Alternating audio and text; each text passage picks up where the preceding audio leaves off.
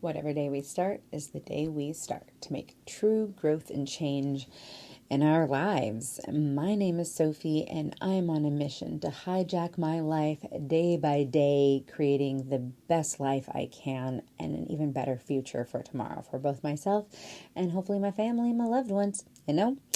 I have been on a mission to unlock a whole new level of awareness and control when it comes to my knowledge of my own emotions and where they actually live in my body. So that's what we're going to explore today.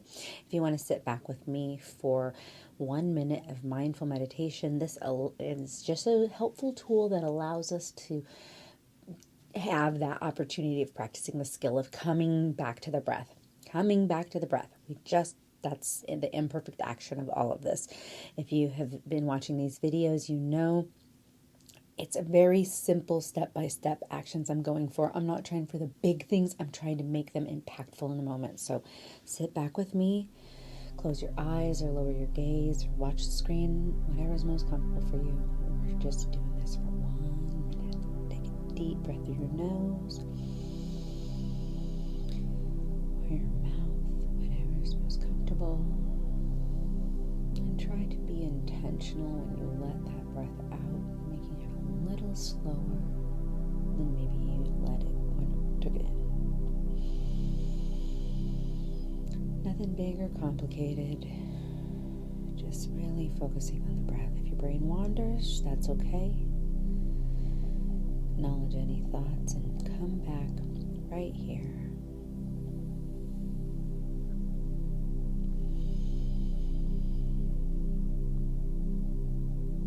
Imperfectly perfect. Brilliant.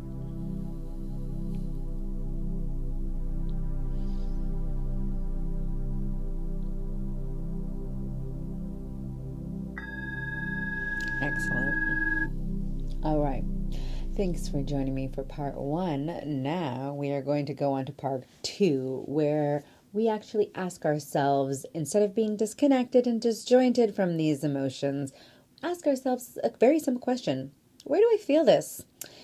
Because again, like I was trying to say, when we can identify where this is living, we have a better opportunity of releasing it or maybe just shifting it around or potentially even just sitting with it and being different or being better than we were before in a moment of a similar nature, right?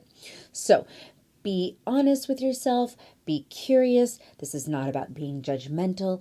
It's about being curious, right? So, and exploring, right? So pick up your pen and paper if you have it, or if you don't, come along with me in your head.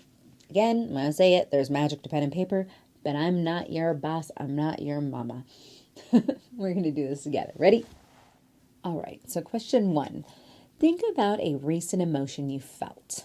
Like actually felt, and where did you feel it in your body? Okay, just name the location. Don't get in the details yet. Just name the location. Head, shoulders, knees, toes. Just kidding. Right? 30 seconds. You ready? We're going to do this together. Go.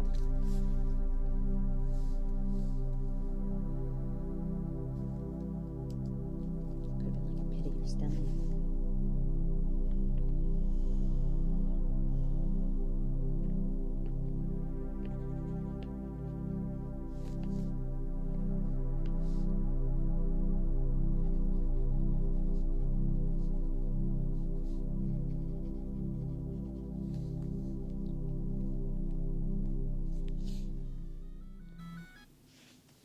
All right.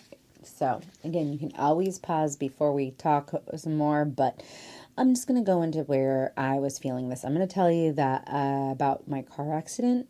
And at that point, I was feeling it I remember feeling things in my face, in between my shoulders, especially. I feel a lot of things often, especially stress in my neck. Also, I feel like my sleep was highly affected, and that's a big part of my body. I feel like myself. I think sleep and body are synonymous. So when that was affected, it really affected a lot of other emotions. So personal, let me know maybe something about yourself. Where was something in your body? Everybody experiences stress in different ways. I love learning about how other people are holding and managing their stress too. It's the curiosity together learning.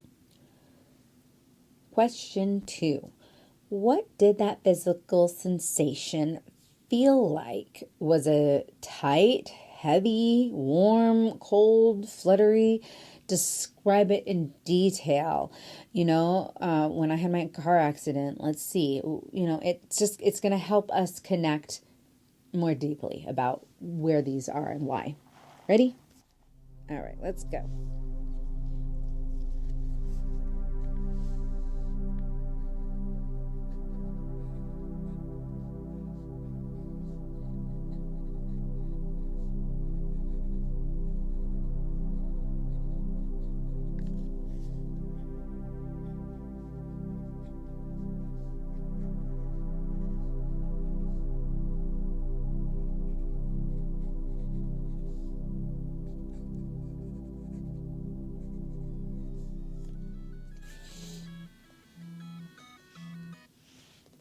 All right, so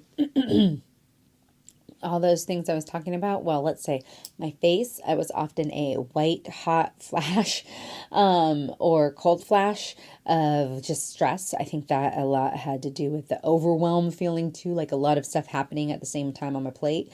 I had a lot of butterflies in my stomach. That made it hard to eat, and that also affected my sleep, which then again made me more emotional on the other side of not getting sleep, which I feel often, especially in the mornings, happens with lack of sleep and inability to connect like fully with what I should really be saying, doing, or not saying and doing. Discovery. It's about being curious. All right, and question 3, finally, what might my body be trying to tell me when it's giving me that sensation? Is it asking me to maybe slow down or do something like take a breath? What might your body actually be trying to tell you in those times of stress that you're feeling it in, say, if you often feel things in your shoulders, maybe Let's go. 30 seconds.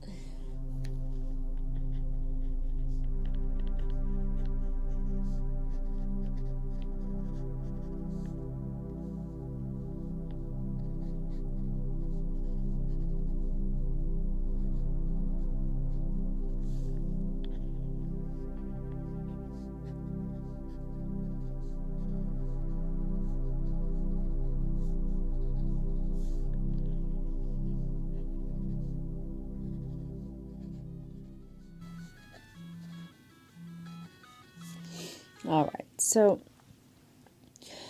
I think after, lots of processing, obviously, this accident of mine happened a few weeks ago, I can tell you that I know now my body has been trying to tell me a few things for a while, but I definitely, when I'm feeling that pit in my stomach, need to slow down.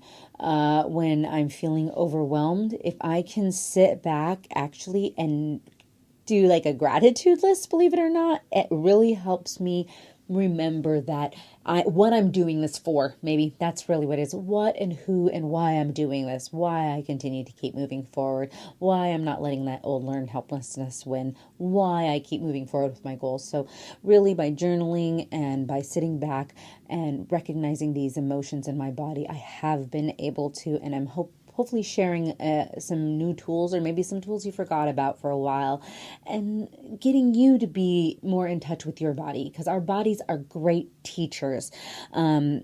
We can understand ourselves and be a better part of our lives by being more aware, by releasing these tensions, by practicing meditations and other techniques that allow us to calm our minds and therefore make better choices.